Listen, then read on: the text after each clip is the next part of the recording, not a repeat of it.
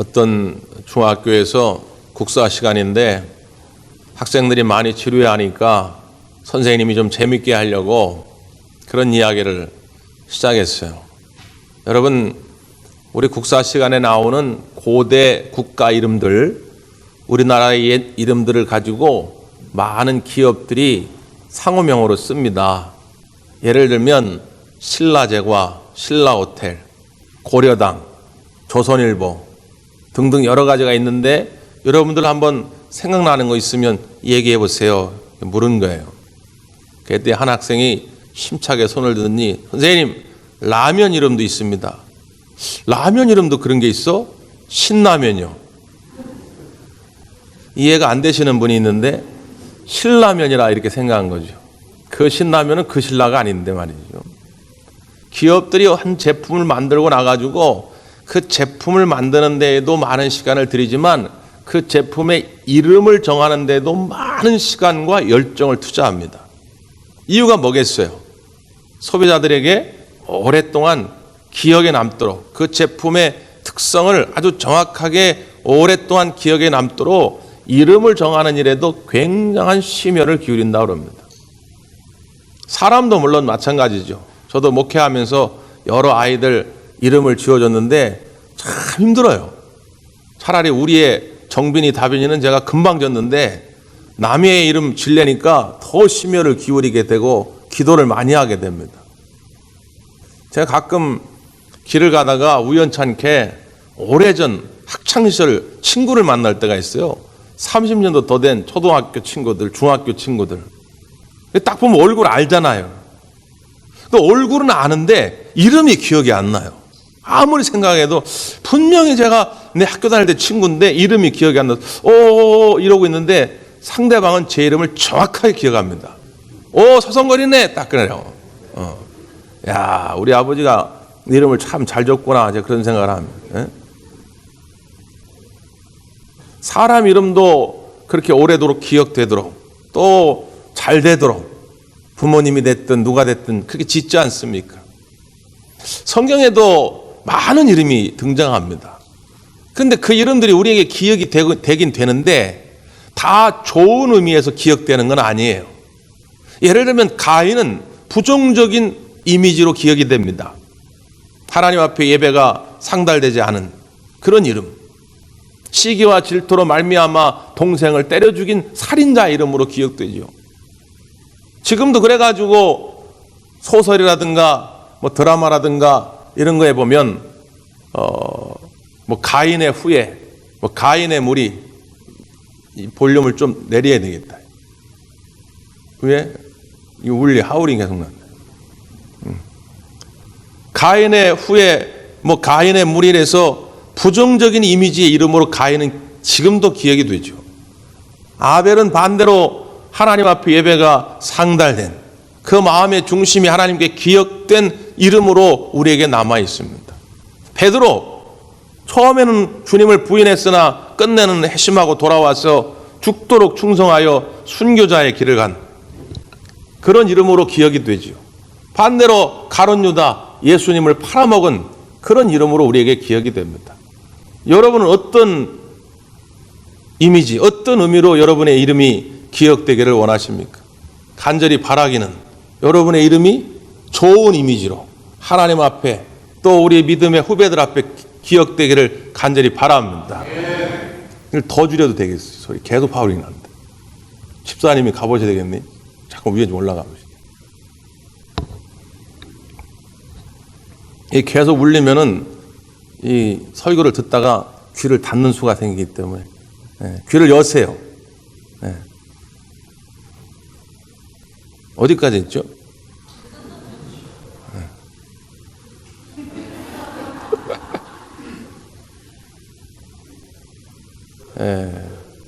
이름을 잘 지어야 한다. 그 얘기죠, 이름을. 자, 오늘 말씀 가운데 하나님께서 또 우리 예수님께서 우리에게 영원토록 좋은 의미로 기억될 만한 이름 하나를 주셨습니다. 그 이름이 뭐지요? 오늘 본문에는 그 이름이 나오지 않는데 같은 사건을 기록하고 있는 요한복음에는 그 이름이 분명하게 등장이 됩니다.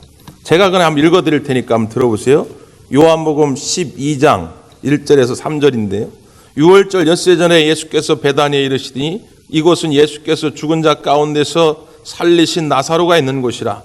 거기서 예수를 위하여 잔치할세 마르다는 일을 하고 나사로는 예수와 함께 앉은 자 중에 있더라. 마리아는 지극히 비싼 양육 곧 순전한 나드 한 근을 가져다가 예수의 발에 붓고 자기 머리털로 그의 발을 닦으니 향유 냄새가 집에 가득하더라. 향유를 부은 여인이 누구예요? 마리아입니다. 성서학자들마다 조금 견해가 그래서 다른데 지금 오늘 본문에는 이 집이 누구의 집이냐? 나병 환자 시몬의 집이에요. 근데 요한복음에서는 시몬이란 이름은 등장하지 않고 그냥 나사로의 이야기가 나옵니다.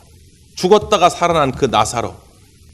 그래서 어떤 학자들은 아마 이 나사로, 그 다음에 마리아, 마르다 이 삼남매의 아버지가 시몬이 아니었을까 이렇게 주장하는 사람도 있어요. 그러나 그것은 뭐 성경에 정확히 나오지 않는 것이니까 차치하고라도 어찌됐든 간에 이 시몬 나병 환자 시몬의 집에서 예수님을 위한 만찬 잔치가 벌어진 거예요. 예수님을 기쁘게 하기 위해서 잔치가 벌어질 때에 그때에 마리아가 와서 향유 옥합을 깨어서 예수님 머리에 붓고 예수님께 감사와 경배를 드리게 된 것이죠. 그걸 보고 너무 기뻐가지고 예수님이 복음이 전파되는 곳마다 이 여인의 이름이, 이 여인의 행적이 기억될지라 이렇게 말씀합니다. 그러니까 오늘도 지금 우리가 이 말씀을 통해 가지고 다시 한번 이 여인의 이름을 기억해내는 거 아니겠습니까? 도대체 왜 예수님은 이 여인에게 이런 축복을 하셨을까? 이 여인의 감사와 이 헌신이 도대체 어떠했길래 이렇게 오랫동안 이 여인의 이름이 기억될 수 있었을까? 첫째는 악한 시대의 상황 속에서 이 여인은 그걸 극복하고 주님께 나와 감사와 경배를 드렸다는 것입니다. 오늘 본문의 말씀 1절, 2절에 보면 이런 상황이 있어요. 한번 읽어볼까요? 1절, 2절. 시작.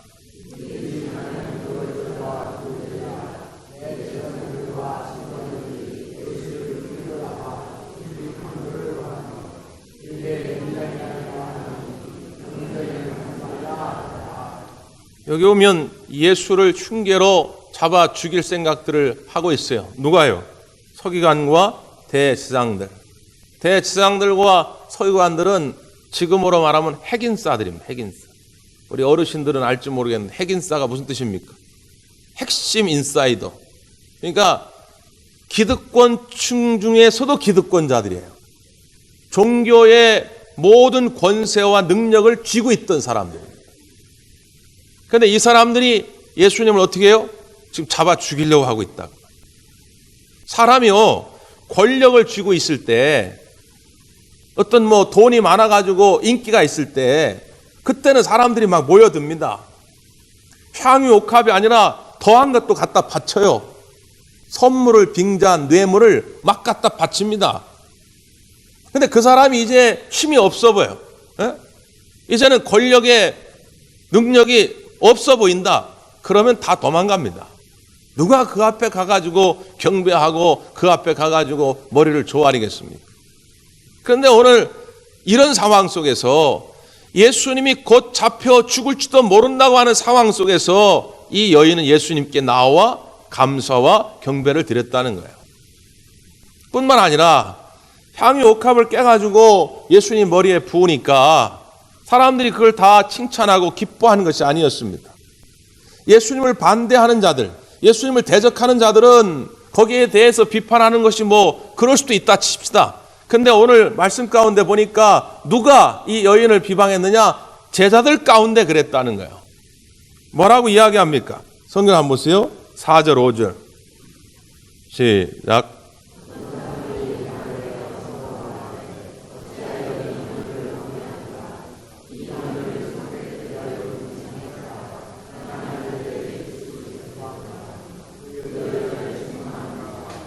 화를 내며 말하기를 뭐라고 말합니까? 이 향유 팔면 300데나리온이나 되는데 그거 팔아다가 가난한 사람한테 주면 얼마나 좋겠냐. 왜 그러지 않고 이걸 허비하느냐.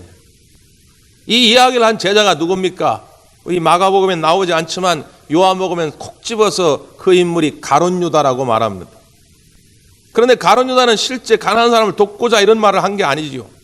요한복음에 보면 뭐라고 말합니까? 그는 돈꾀를 맡은 자라. 그것을 만약에 예수님께 드린다면 예수님이 그 돈을 가지고 있는 것이 아니라 300데나리온을 누구한테 맡겨요? 돈꾀를 맡은 가룟 유다한테 맡기는데, 그렇게 되면 그것을 훔쳐가기 위함이었다는 거예요. 도적의 마음이 있었다는 거예요. 그 도적의 마음 때문에 오늘 시기와 질투의 마음으로 이 아름다운 감사와 헌신을 비방하는 것입니다. 거액이라는 게 문제겠죠. 300데나리온이면 한 데나리온이 당시 노동자 일당인데 300데나리온이면 연봉입니다. 지금 돈으로 따지면 한 3, 4천만 원이겠죠. 3, 4천만 원이 아니라 예를 들어 가지고 3,000원짜리 싸구려 향수 뿌렸다면 가룟 유다 이런 얘기를 했겠습니까? 간혹 가다가 우리 주변에 심에 겹도록 최선을 다해서 주님 앞에 헌신하고 감사를 드리고자 할 때에 시기와 질투로 바라보며 그를 비판하고 책망하는 이들을 종종 보게 됩니다. 참 분위기가 쉽지 않아요. 나는 하고 싶지만, 최선을 다해 하고 싶지만 내가 이거 했을 때에 혹시 주변에서 또 쑥은쑥은 되지 않을까? 지가 돈이 얼마나 많다고 저렇게 잘난 체를 해? 별소리가 다 들려올 때에 가슴이 아파가지고 하고 싶어도 못할 때가 우리가 종종 있지 않습니까? 실제 이 가룟 유다는 어떻게 합니까? 오늘 본문의 사건이 지난 다음에 이런 일이 벌어집니다. 10절, 11절이에요. 12 중에 하나인 가룟 유다가 예수를 넘겨주려고 대제사장들에게 가매 그들이 듣고 기뻐하여 돈을 주기로 약속하니 유다가 예수를 어떻게 넘겨줄까 하고 그 기회를 찾더라. 결국 가룟 유다는 대제사장들에게 예수님을 넘겨주기로 합니다. 뭐 때문에요? 돈 때문에. 결국 가룟 유다의 최우선의 가치는 돈이었습니다. 예수님이 아니에요. 이런 상황 속에서 이 여인은, 마리아는 최선을 다해서 예수님께 나와 감사하며 경배했던 것이죠. 주님 보시기에 그 마음이 너무 기특했던 것입니다. 지금 시대는 어떻습니까? 지금 시대도 똑같죠.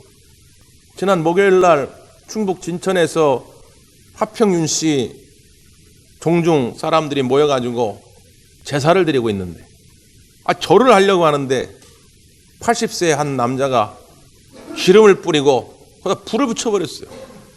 결국 한 명이 숨지고 10명이 크게 부상을 당했습니다.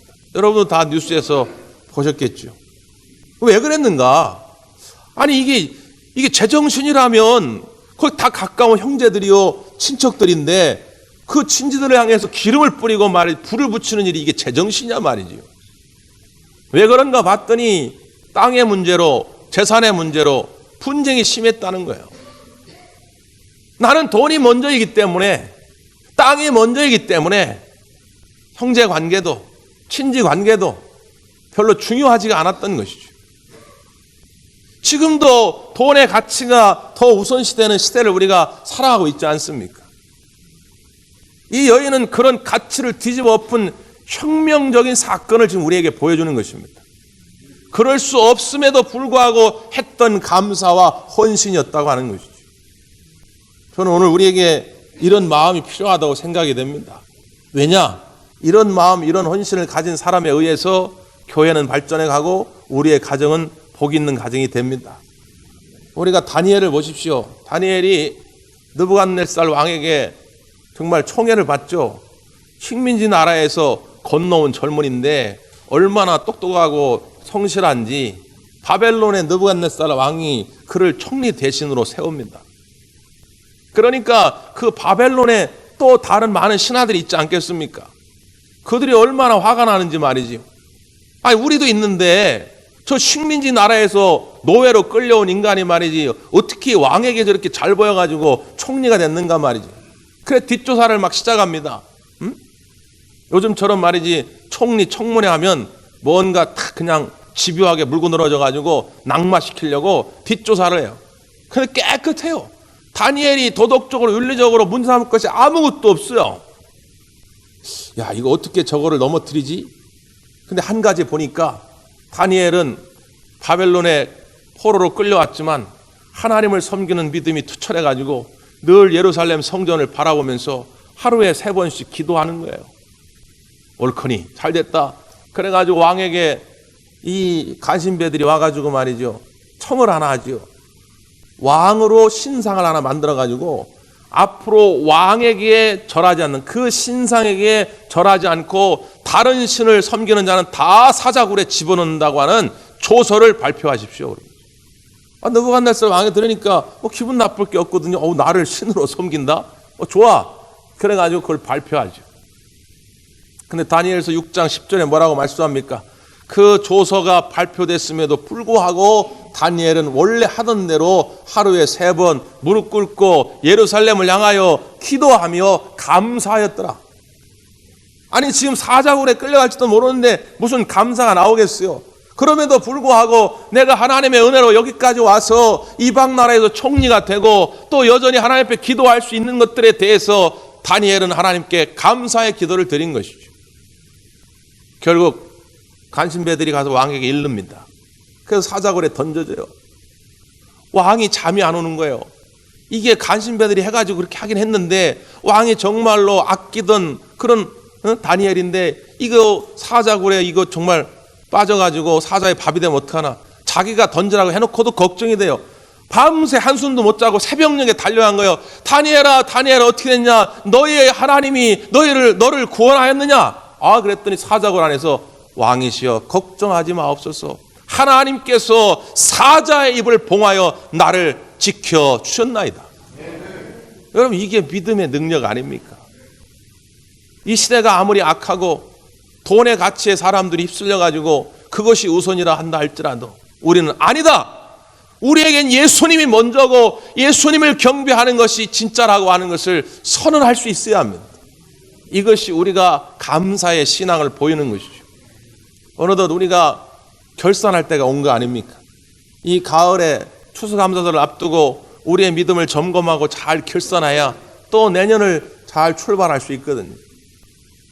여러분 시대 탓하지 말고 주변에 시기하고 질투하는 사람들 탓하지 말고 오늘 하나님 앞에 최선을 다해서 감사와 경배를 드릴 수 있길 바랍니다.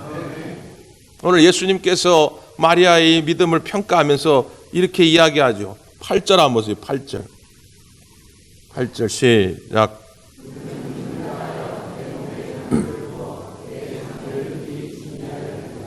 아멘. 힘을 다하여 이렇게 해놨습니다. 힘을 다하여.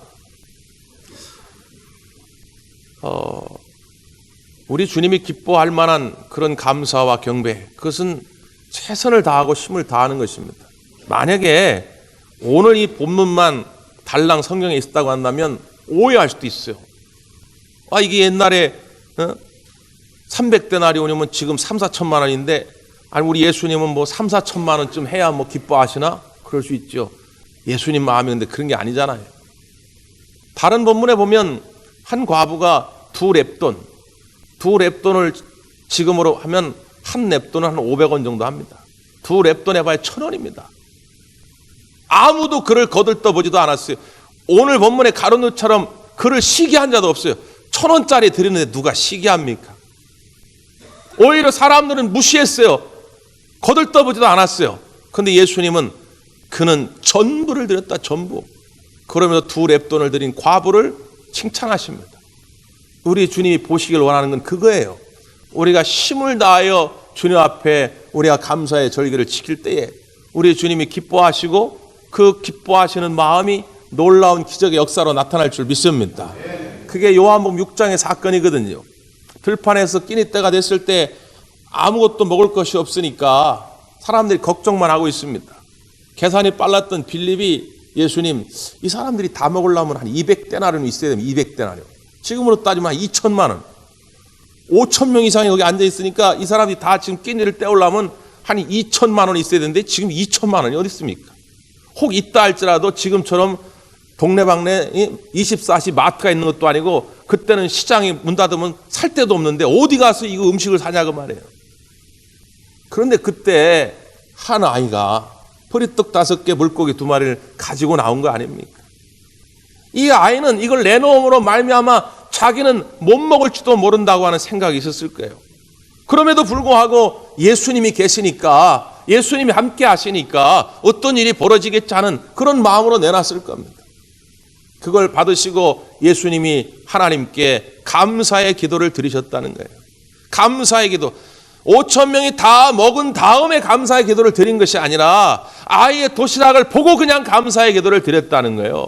이 어린아이의 아름다운 헌신이 예수님의 감사를 이끌어냅니다. 예수님이 감사하기 시작하면 그 다음 일은 설명 안 해도 다 하시잖아요. 예수님이 감사할 정도가 되면 그 다음은 우리의 기대 이상의 기적이 나타나는 거지요. 그 도시락 하나 가지고 5,000명 이상이 먹고도 남는 역사가 나타난 줄 믿습니다. 저는 우리 사랑하는 대원 가족들이 그러한 인물이 되기를 바라요. 여러분의 감사로 여러분의 가정을 살리십시오. 여러분의 감사로 여러분의 일터를 살리십시오. 여러분의 감사로 우리 교회를 살리시길 바랍니다. 여러분, 신호범 장로님이라고 들어보셨는지 모르는데, 신호범 장로님 우리나라의 파주에서 태어나셨는데 4살 때 어머니가 병으로 죽습니다. 아버지는 이 아이를 돌보지 아니하고 집을 나가버려요. 그래서 그냥 고아처럼 살게 되죠. 10살도 채 되지 않는 나이에 서울역에 가서 노숙자가 됩니다. 거지가 돼요. 그러다가 15살에 어떻게 미군 부대에 하우스보이가 돼가지고 거기서 허드렛 일을 돕는 일을 맡게 됩니다.